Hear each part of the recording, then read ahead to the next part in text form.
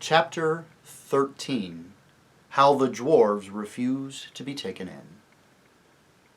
Tyrion had thought, or he would have thought if he had time to think at all, that they were inside a little thatched stable about 12 feet long and 6 feet wide. In reality, they stood on grass.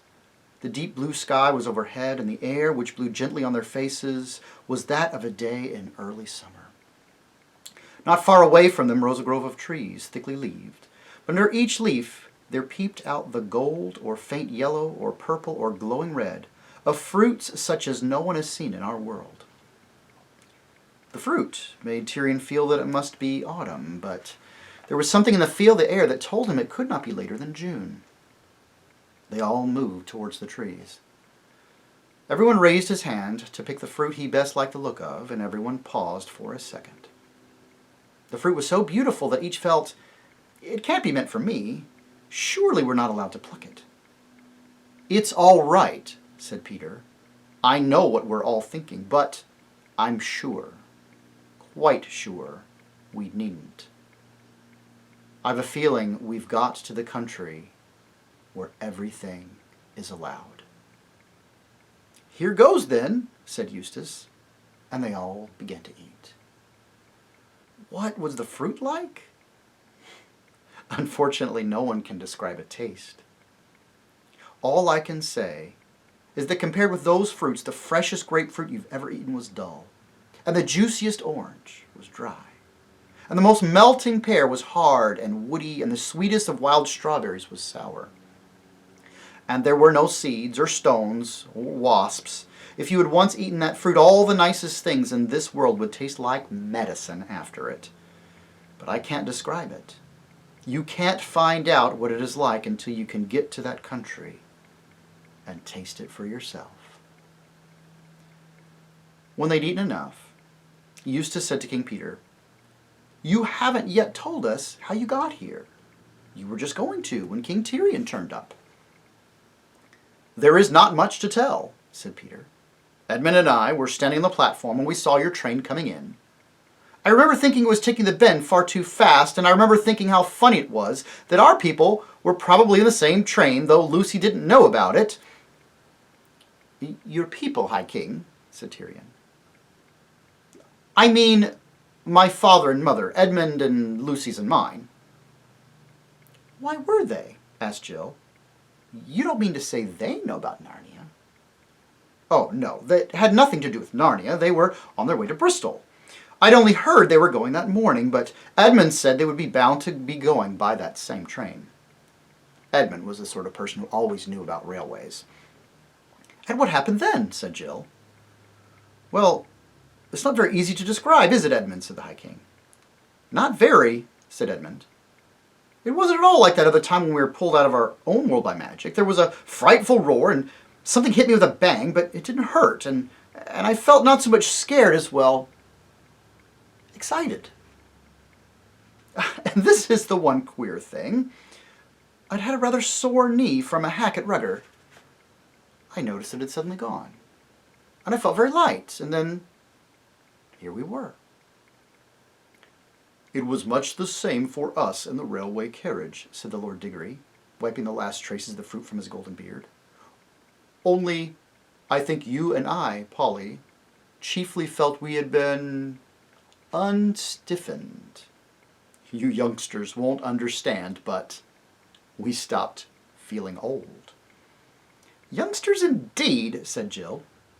"I don't believe you two are really much older than we are here." "Well, if we aren't, we have been," said the Lady Polly. "And what does that have to do with you since you got here?" said Eustace.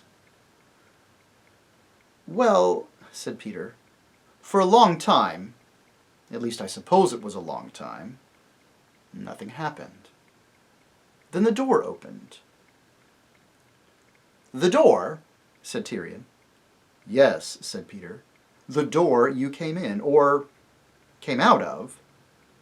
Have you forgotten?" "But where is it?" "Look," said Peter and pointed. Tyrion looked and saw the queerest and most ridiculous thing you can imagine. Only a few yards away, clear to be seen in the sunlight, there stood up a rough wooden door and round it the framework of the doorway, but nothing else. No walls, no roof. He walked toward it bewildered, and the others followed, watching to see what he would do. He walked round to the other side of the door, but it looked just the same from the other side. He was still in the open air on a summer morning. The door was simply standing up by itself, as if it had grown up there like a tree. "Fair sir," said Tyrion to the High King, "this is a great marvel." "It is the door you came through with the Caelermene 5 minutes ago," said Peter, smiling. "But I did not come out of the wood into the stable, whereas this seems to be a door leading from nowhere to nowhere." "It looks like that if you walk round it," said Peter. "But put your eye to that place where there is a crack between two of the planks and look through." Tyrion put his eye to the hole. At first he could see nothing but blackness. Then, as his eyes grew used to it, he saw the dull red glow of a bonfire that was nearly going out. And above that, in the black sky, stars. Then he could see dark figures moving about or standing between him and the fire. If he could hear them talking, and their voices were like those of the Caelermanes. So he knew that he was looking out through the stable door into the darkness of Lantern Waste, where he had fought his last battle. The men were discussing whether to go in and look for Rishta Tarkan, but none of them wanted to do it, or if instead they should set fire to the stable. He looked round again, could hardly believe his eyes. There was the blue sky overhead, the grassy country spreading as far as he could see in every direction, and his new friends all round him laughing. "It seems, then," said Tyrion, smiling himself, "that the stable seen from within the stable and seen from without are two different places." "Yes," said the Lord Diggory. "It is inside bigger than it's outside." "Yes," said Queen Lucy. "In our world, too, a stable once had something inside it that was bigger than our whole world."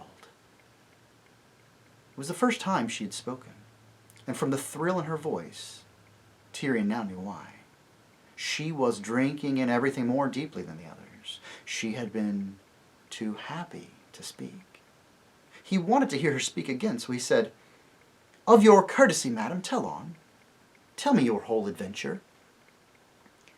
"After the shock and the noise," said Lucy, "we found ourselves here. And we wondered at the door, as you did. Then the door opened for the first time. We saw darkness through the doorway when it did. And there came through a big man with a naked sword. We saw by his arms that he was a Caelermene. He took a stand beside the door with his sword raised, resting on his shoulder, ready to cut down anyone who came through. We went to him, and spoke to him, but we thought he could neither see nor hear us. And he never looked round in the sky, in the sunlight, and the grass. I think he couldn't see them either. So then we waited a long time. Then we heard the bolt being drawn on the other side of the door. But the man didn't get ready to strike with the sword till he could see who was coming in. So we supposed he had been told to strike some and spare others. But at the very moment when the door opened, all of a sudden Tash was there, on this side of the door. None of us saw where he came from, and through the door there came a big cat. It gave one look at Tash and ran for its life. Just in time, for he pounced at it and the door hit its beak as it was shut. The man could see Tash. He turned very pale, bowed down before the monster, but it vanished away. Then we waited a long time again. At last the door opened for the third time, and there came in a young Caelermene. I liked him. The sentinel of the door started and looked very surprised when he saw him, and I think he'd been expecting someone quite different. "I see it all now," said Eustace. He had this bad habit of interrupting others. "The cat was to go first, and the sentry had orders to do him no harm. Then the cat was to come out and say he'd seen their beastly Tashland and pretend to be scared in order to frighten the other animals. But what Shift never guessed was what the real Tash would turn up. So Ginger came out and was really frightened. After that, Shift would send in anyone he wanted to get rid of, and the sentry would kill them. And Friend, said Tyrion softly, you hinder the lady in her tale. Well, said Lucy, the sentry was surprised. That gave the other man just time to get on guard. They had a fight.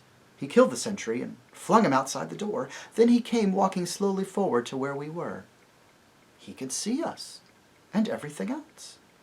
We tried to talk to him, but he was rather like a man in a trance. He kept on saying, Tash, Tash, where's Tash? I go to Tash. So we gave it up and he went away somewhere. Over there. I liked him. And after that, Lucy made a face. After that, said Edmund, someone flung a monkey through the door, and Tash was there again. My sister is so tender-hearted she doesn't like to tell you that Tash made one peck, and the monkey was gone. Serves him right, said Eustace. All the same, I hope he'll disagree with Tash too. And after that, said Edmund, came about a dozen dwarfs, and then Jill and Eustace, and last of all, yourself. I hope Tash ate the dwarfs too, said Eustace. Little swine. No, he didn't, said Lucy. And don't be so horrid. They're still here. In fact, you can see them from here. I've tried and tried to make friends with them, but it's no use. Friends with them? Cried Eustace. If you knew how those dwarfs have been behaving. Oh, stop it, Eustace, said Lucy. Do come and see them. King Tyrion, perhaps you could do something with them. I can feel no great love for dwarfs today, said Tyrion. Yet at your asking, lady, I would do a greater thing than this. Lucy led the way, and soon they could all see the dwarfs. They had a very odd look. They weren't strolling about or enjoying themselves, although the cords with which they had been tied seemed to have vanished. Nor were they lying down and having a rest. They were sitting very close together in a little circle, facing one another. They never looked round or took any notice of all the humans till Lucy and Tyrion were almost near enough to touch them. Then the dwarfs all cocked their heads as if they couldn't see anyone but were listening hard and trying to guess by the sound what was happening. Look out, said one of them in a surly voice. Mind where you're going. Don't walk into our faces. All right, said Eustace indignantly. We're not blind. We've got eyes in our head.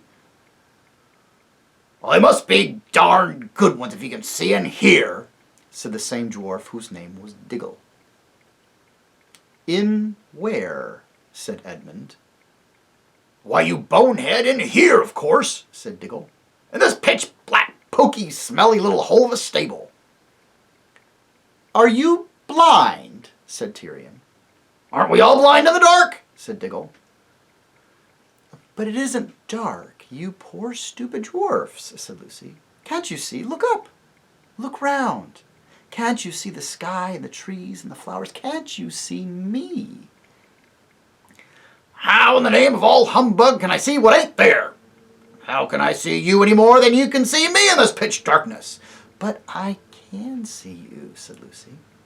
I'll prove I can see you. You've got a pipe in your mouth. Anyone who knows the smell of baccy could tell that, said Diggle. Oh, the poor things. This is dreadful, said Lucy. And then she had an idea. She stooped and picked some wild violets. Listen, dwarf, she said. Even if your eyes are wrong, perhaps your nose is all right. Can you smell that? She leaned across and held the fresh, damp flowers to the dwarf's ugly nose. But she had to jump back quickly in order to avoid a blow from his hard little fist. None of that, he shouted. How dare you? What do you mean by shoving a lot of filthy stable litter in my face? There was a thistle in it, too. That's like your sauce. Who are you, anyway? Earthman, said Tyrion. She is the queen Lucy sent hither by Aslan out of the deep past, and it is for her sake alone that I, Tyrion, your lawful king, do not cut all of your heads from your shoulders, proved and twice proved traitors that you are. Ha! Well, that don't beat everything, exclaimed Diggle. How can you go talking all that rot? Your wonderful little lion didn't come and help you, did he? Thought not. And now, even now, When you've been beaten and shoved in this black hole just the same as the rest of us, you're still at your old game. Starting a new lie, trying to make us believe we're none of us shut up and it ain't dark and heaven knows what. There is no black hole save in your own fancy, fool, cried Tyrion. Come out of it! Leaning forward, he caught Diggle by the belt and his hood and swung him right out of the circle of dwarves. But the moment Tyrion put him down, Diggle darted back to his place among the others, rubbing his nose and howling, "Ah! Ow! What'd you do that for? Banging my face against the wall. You've nearly broken my nose!" "Oh, dear," said Lucy. "What are we to do for them?" "Leave 'em alone," said Eustace. But as he spoke, the earth trembled. The sweet air grew suddenly sweeter. A brightness flashed behind them. All turned. Tyrion turned last because he was afraid. There stood his heart's desire, huge and real. The golden lion, Aslan himself. And already the others were kneeling in a circle round his forepaws, burying their hands and faces in his mane as he stooped his great head to touch them with his tongue. Then he fixed his eyes upon Tyrion. Tyrion came near, trembling, and flung himself at the lion's feet, and the lion kissed him and said, "Well done, last of the kings of Narnia, who stood firm at the darkest hour." "Aslan," said Lucy through her tears, "could you, will you, do something for these poor dwarfs?" "Dearest," said Aslan, "I will show you both what I can and what I cannot do." He came close to the dwarves and gave a low growl. Low, but it set all the earth shaking. But the dwarfs said to one another, "Hear that? That's the gang at the other end of the stable trying to frighten us. They do it with a machine of some kind. Don't take any notice. They won't take us in." Aslan raised his head and shook his mane. Instantly, a glorious feast appeared at the dwarfs' knees. Pies and tongues and pigeons and trifles and ices, and each dwarf had a goblet of good wine in his right hand. But it wasn't much use. They began eating and drinking greedily enough, but it was clear they couldn't taste it properly. They thought they were eating and drinking only the sort of things you might find in a stable. One said he was trying to eat hay, and another that he'd gotten a bit of old turnip, and a third said he'd found a raw cabbage leaf. And they raised golden goblets of rich red wine to the lips and said, "Ugh, fancy drinking dirty water out of a trough and a donkey's been at. Never thought we'd come to this." Very soon every dwarf began suspecting that every other dwarf had found something nicer than he had. And they started grabbing and snatching and went on to quarreling, till in a few minutes there was a free fight, and all the good food was smeared on their faces or clothes or trodden underfoot, and when at last they had sat down and nursed their black eyes and their bleeding noses, they all said, "Well, at any rate, there's no humbug here. We haven't let anyone take us in. The dwarfs are for the dwarfs." "You see," said Aslan, "they will not let us help them. They have chosen cunning instead of belief. Their prison is only in their own minds. Yet they are in that prison, and so afraid of being taken in, they cannot be taken out. But come, children, I have other work to do." He went to the door, and they all followed him. And he raised his head and roared, "Now it is time." Then louder, "Time!" Then so loud it could have shaken the stars, "Time!" And the door flew open. And that's the end of chapter 13. And they are, I believe, in the very country of Aslan himself that they have all hoped for, longed for, waited for, and desired for all their lives. And there at the end, Aslan himself You would think the fullness of all of their desires, everything that they ever wanted, but there is one little wrinkle to this chapter, and it's those selfish, petty, foolish dwarves. I have to be reminded of something that happened a long time ago. As a matter of fact, what happened when we read about the creation of Narnia and the magician's nephew, where even with the power of speech, with wonders and signs and miracles all around them, Uncle Andrew, the selfish, self-styled wizard, could only hear growling and snarling and barking. And it reminds me of these dwarfs now, and of that old phrase, there are none so blind as those who will not see. The dwarfs had become so hardened in their hearts, in their minds, in their spirits. The dwarves are for the dwarfs, and no one and nothing else will reach them. Not even on the threshold of paradise, with a feast laid before them in the very presence of Aslan. And all they can see is what they have chosen. Their own selfishness, their own greed, their own bitterness, and their own hardness. Be on the watch. Never be so hard in your heart that you can no longer see.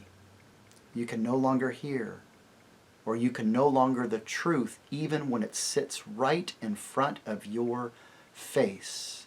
This is a prison that they are in, but it is of their own making.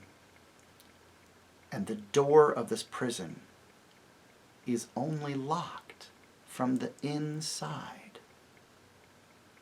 And yet, with as hard as they are in their hearts, I fear they may never let themselves escape.